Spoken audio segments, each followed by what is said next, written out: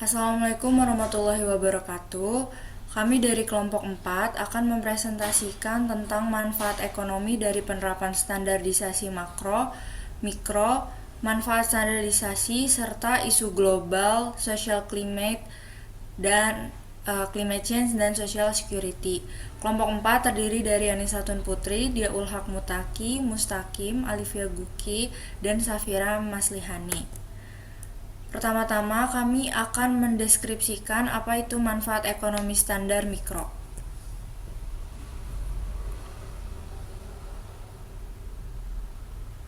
Manfaat ekonomi standar mikro yaitu satu, mampu menganalisa permintaan dan daya biaya yang dibutuhkan. Yang kedua, agar bisa mempelajari apa yang perlu dilakukan dalam mengalokasikan sumber dana. Yang ketiga, sebagai alat untuk merumuskan kebijakan ekonomi atau economic policy yang artinya menganalisis bagaimana kegiatan pemerintah untuk mempengaruhi perekonomian, dan yang terakhir untuk memeriksa syarat-syarat kemakmuran perekonomian. Selanjutnya, saya akan membacakan manfaat ekonomi standar makro. Yang pertama adalah mampu meningkatkan kapasitas produksi nasional. Yang kedua adalah meningkatkan pendapatan nasional. Yang ketiga adalah meningkatkan kegiatan ekspor sehingga dapat meningkatkan devisa negara. Yang keempat adalah kestabilan keadaan perekonomian, tingkat pendapatan, kesempatan kerja, dan tingkat harga barang yang berlaku di pasar. Yang kelima adalah menciptakan pertumbuhan ekonomi.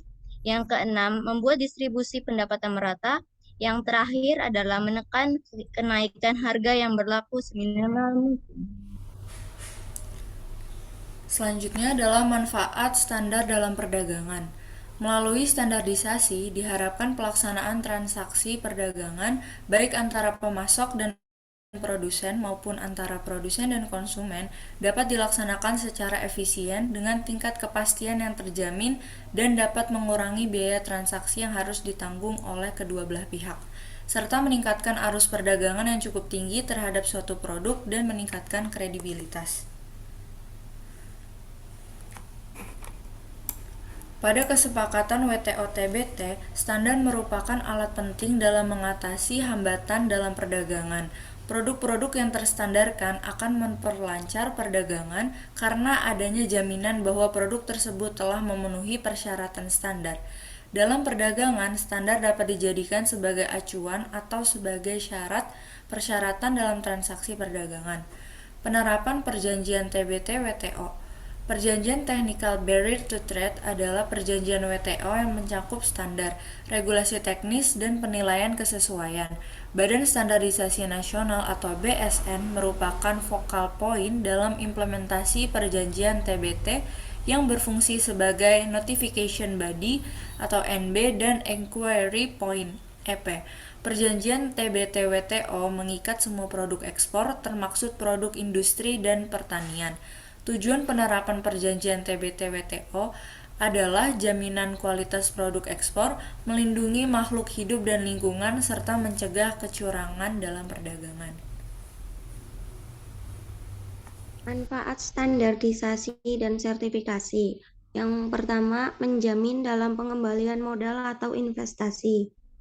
Yang kedua, sebagai aset UKM untuk bisa mendapatkan proyek atau investor. Yang terakhir, memberikan kemudahan dan pengembangan usaha seperti melalui waralaba dan lisensi, memberikan jaminan kepada konsumen bahwa kualitas produk memang sesuai dengan apa yang dijanjikan, sehingga meningkatkan kepercayaan konsumen.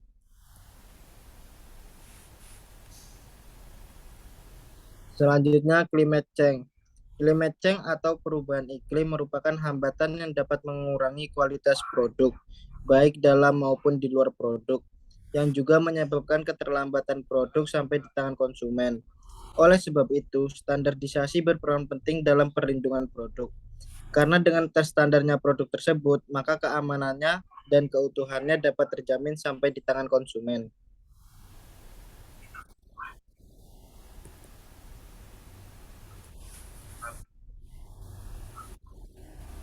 Selanjutnya, isu global berupa social security.